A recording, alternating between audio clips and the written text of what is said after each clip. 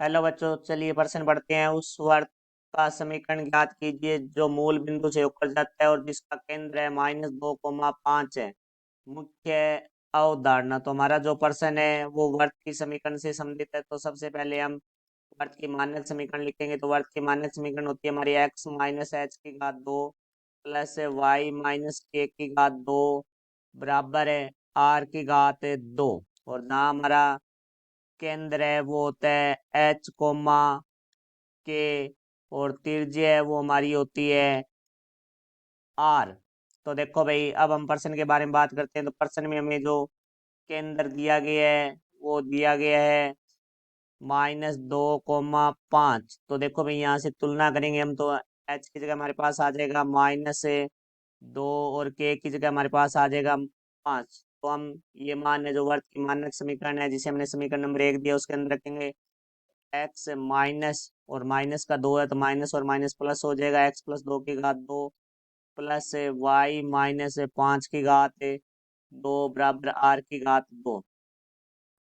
तो ये समीकरण नंबर हमारी हो गई 2। तो अब देखो, ये वर्त है वो मूल बिंदु से होकर जाता है। तो हम यहाँ लिखेंगे वर्त मूल बिंदु से होकर जाता है। तो यह वर्त के समीकरण को संतुष्ट करेगा। तो देखो, हमारा जो मूल बिंदु होता है वो होता है 0,0। तो क्योंकि ये वर्त है वो इस बिंदु से जाता है तो ये इसको संतुष्ट करेगा। तो हमारे x का मान 0 हो जाएगा और y का मान भी 0 हो जाएगा। तो यहाँ से हमारे पास आ जाएगा 0 प्लस 2 की घात 2 प्लस 0-5 की घात 2 बराबर r की घात 2। तो यहाँ से देखो, 0+2 हमारा 2 होता है तो 2 की घात 2, 0-5 तो -5 की घात 2 बराबर r की घात 2।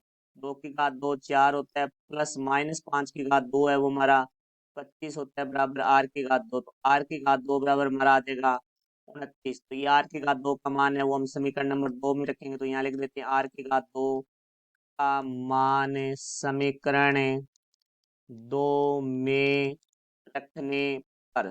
तो देखो भाई, इसका मान समीकरण नंबर 2 में रखेंगे तो हमारे पास समीकरण नंबर 2 है x+2 की घात 2 प्लस y-5 की घात 2 बराबर है 29। तो यहाँ हमारे दो सूत्र प्रयोग होंगे। एक होगा a+b की घात 2 बराबर a की घात 2 प्लस b की घात 2 प्लस 2ab। एक सूत्र हमारा प्रयोग होगा a-b की घात 2 बराबर a की घात 2 प्लस b की घात 2 -2ab।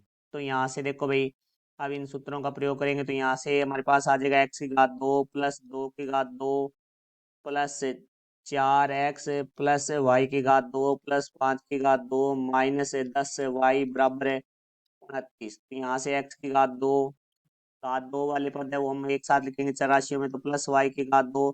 फिर हम चराशियों में घात 1 वाले पद रखेंगे। तो 4x -10y प्लस 2 की घात 2 है वो 4 हो जाएगा, प्लस 5 की घात 2 है वो हमारा 25 हो जाएगा। तो बराबर में 29 है, तो बराबर से दूसरी तरफ आके वो माइनस का 29 हो जाएगा बराबर 0।